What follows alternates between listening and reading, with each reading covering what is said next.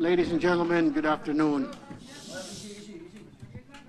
The events that happened today, the change of leadership, was legit, was legal, because it was based on Supreme Court decision, the Avellino versus Cuenco case way back in 1949, February 18, 1949.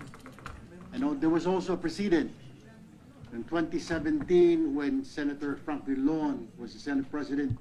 There was a quorum, 12 of them, because out of the 24, 3 were in prison. Sa kulungan po yung tatlong senador. 5 po ang nakabakasyon, kaya 12 po ang nagkaroon po sila ng quorum. So we have a precedent. The reason why we have to do this is already a violation of the Constitution. 3 straight days po that they blatantly disregard the rule of law, the Constitution. So we have to act. And we are very fortunate that one of them, member of the majority before, Senator Chis Escudero, do not conform and do not believe in what they are fighting for. Hindi po siya naniniwala because he believes na yung kanilang pinaglalaban ay mali po. Na yung kanilang pagbo-boycott ay para ipagtanggol lamang ang ilang sa mga kasamahan nila. So the guy suddenly made a decision today to join para magkaroon po kami ng quorum. And you may ask, bakit hindi? Is there quorum? Yes, there is. We're just considered 22 now. So divided by 2, that's 12 plus, 11 plus 1 is 12. So we have a quorum.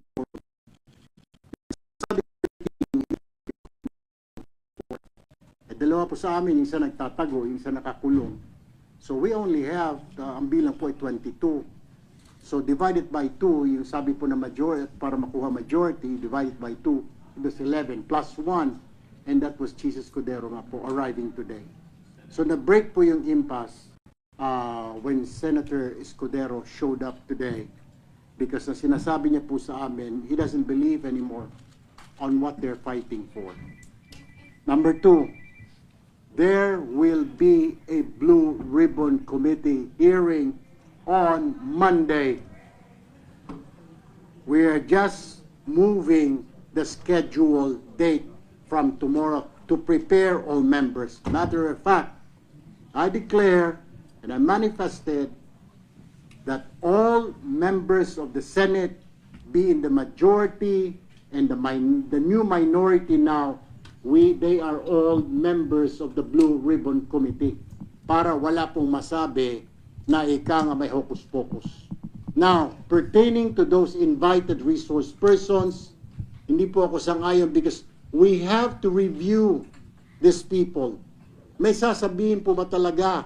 Mayroon po bang i-disclose? We have to review this. Number 2, the proper way to invite resource persons, you do not give it out to the media. You give it to the members first. Ang nangyari po kanina, yung lista na sinasabi nila invited sa Blue Ribbon, hindi po dumaan sa tamang process. It should have been given first to the members para kung may dadagdag, may papabawas doon, sabihin hindi, wala ito. The members should have been consulted. Kaya, you have to give me time until Monday next week kung sino po at yung oras po at exactly 9 a.m. on Monday, there will be a Blue Ribbon Committee hearing.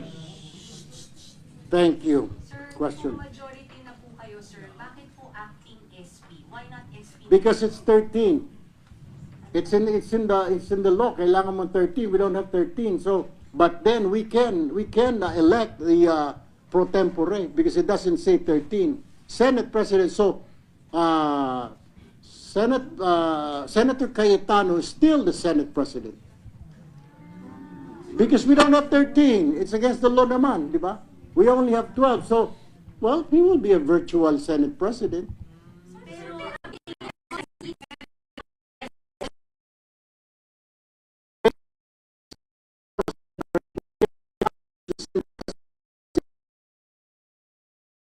It is what the law says.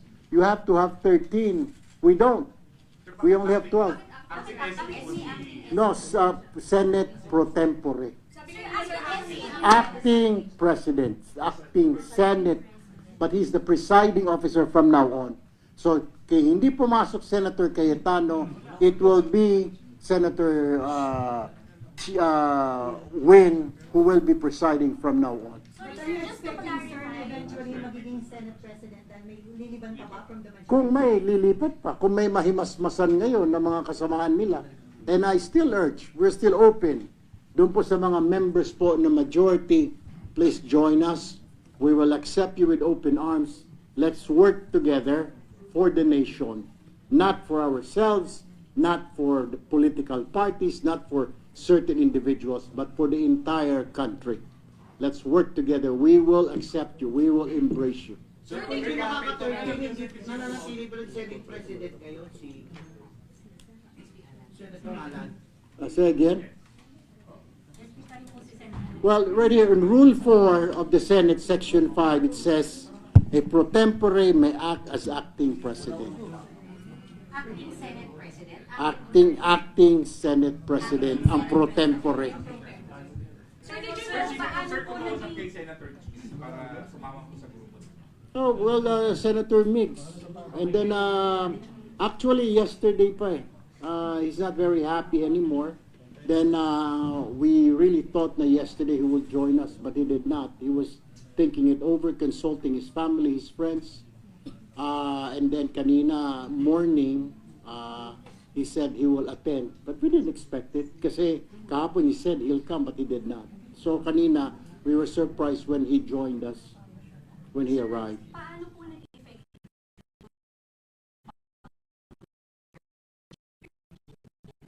No, pag 12 po pwede kasi majority na kami of the 22? of the 22 because it should be 11 divided by 2, 22 divided by 2 is 11 plus 1, so we have 12. But that math cannot be applied on SP. Not on SP. I'm sorry, not on SP. That's why we did not elect a Senate President because we'll be violating a law. We'll be violating the Constitution. Sir, was there any promise to SP, to Senator Cheese, or talagang na-enlighten lang siya?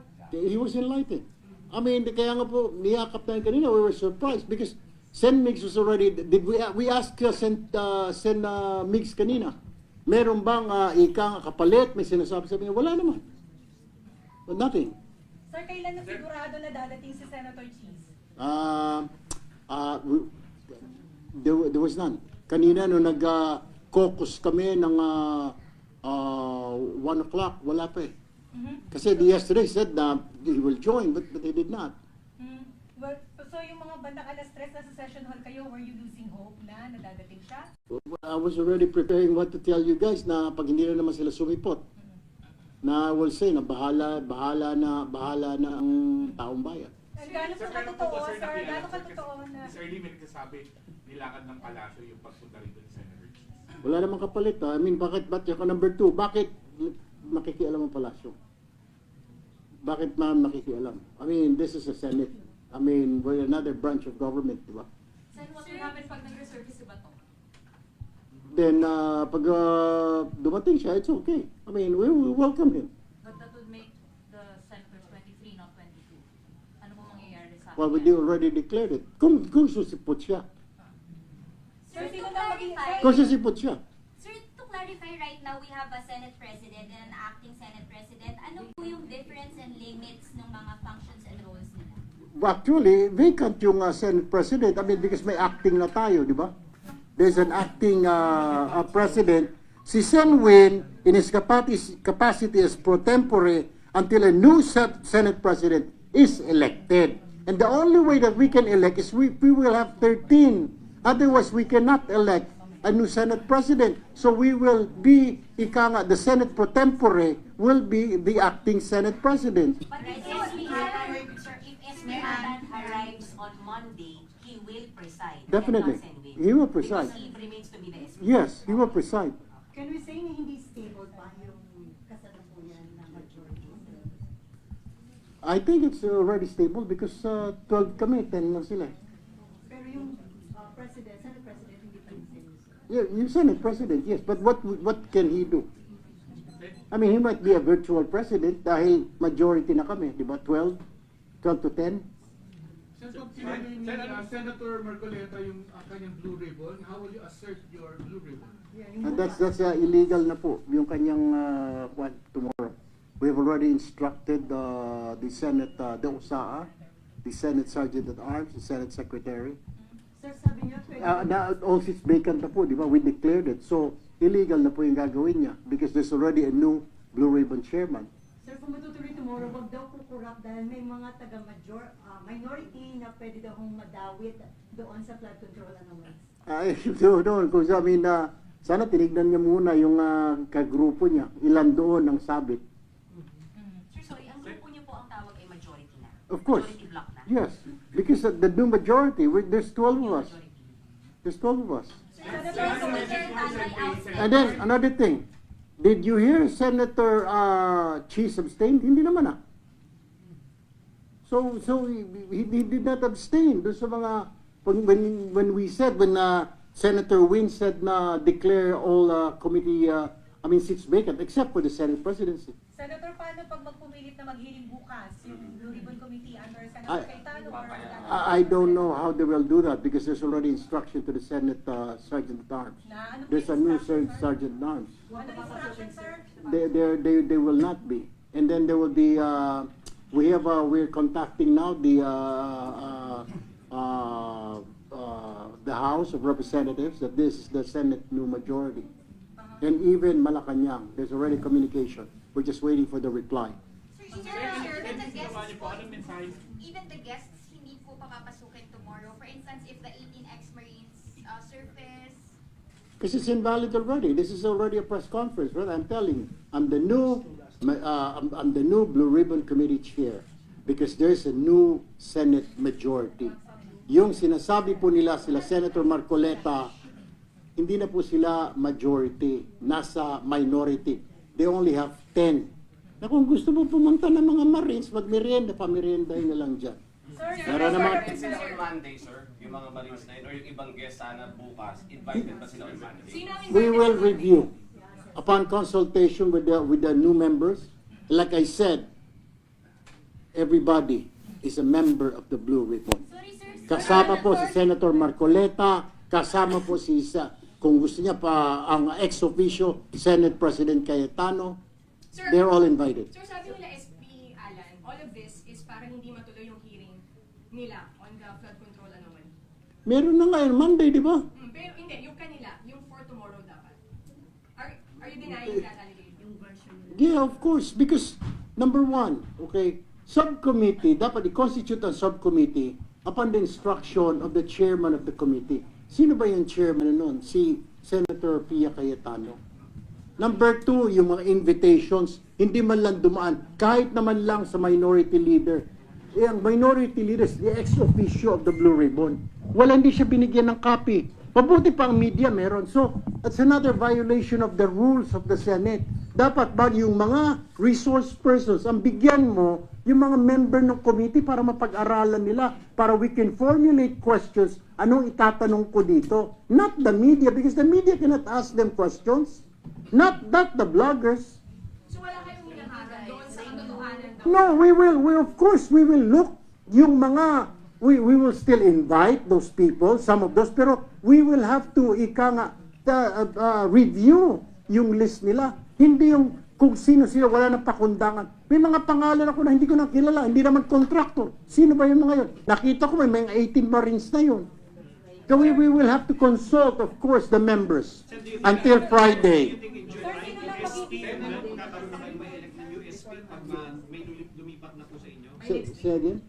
In July, magkakaroon na ng Kung may lumipat, yeah, then we can convince, then we will elect. malapit na yun. I hope so. But for now, ang sigurado lang is 12. Sir, sino mag-represent sa Ginawa impeachment po ninyo, court? anong mensahe niyo po kay Senator Alan Peter Cayetano? Ang mensahe, ang tao pagod na po. Ang mensahe, lahat po nadadamay, pati po ang minority na pumapasok kami, ang gulo-gulo ng Senado, wala na kayong ginawa. Nakakahiya din po, pinapasweldohan kami araw-araw. Pagkatapos 3 days, it's a violation of the Constitution. So we really have to act drastically. Ito na nga po. Kung sinasabing lang, wala silang quorum, walang bilang. Paano walang bilang? There's only 22 of us now. Yung isa nagtatago, ay na magpakita. Sinasabi mo, sana, kung magpakita, sana magpakita siya. Sana hindi siya magtatakbo sa hagdanan ulit. Mag-stay siya dito sa floor, bumoto siya. Sige, let's go. With that po, Senator, I think Senator Cheese is also facing a grave complaint before the Ombudsman. Yes. Paano kung maaresto din siya? Kung may warrant of arrest. If there's a warrant of arrest. There's no warrant of arrest pa naman. Ongoing po yung investigation. If he will be arrested, what will happen? Well, He will depends. still remain the majority. It depends to the ombudsman po, di ba? Then we have to talk it over, di ba? Sir, paano impeachment? Well, one by one. I'll take up formal questions. Sir, impeachment will be precisely Senator Will. We'll have to choose. We'll have to choose from amongst ourselves. Hindi po si Senator. Not yet. We'll have to choose. Sir, pwede yun kahit naka-adjourn na kayo? Pwede niyong i-elect pang mga Kayo as Senator. No, that will be done on July 6th. Sir, di bang SP automatically siya yung presiding officer? Di ba yung magiging The July 6th, we'll still follow the July 6 schedule. Then doon po, na mag-i-elect kami ng impeachment trial officer. Thank you, sir. Paano natin i-address spokes ng majority kaya kayo spokes ng majority block? Yung speaker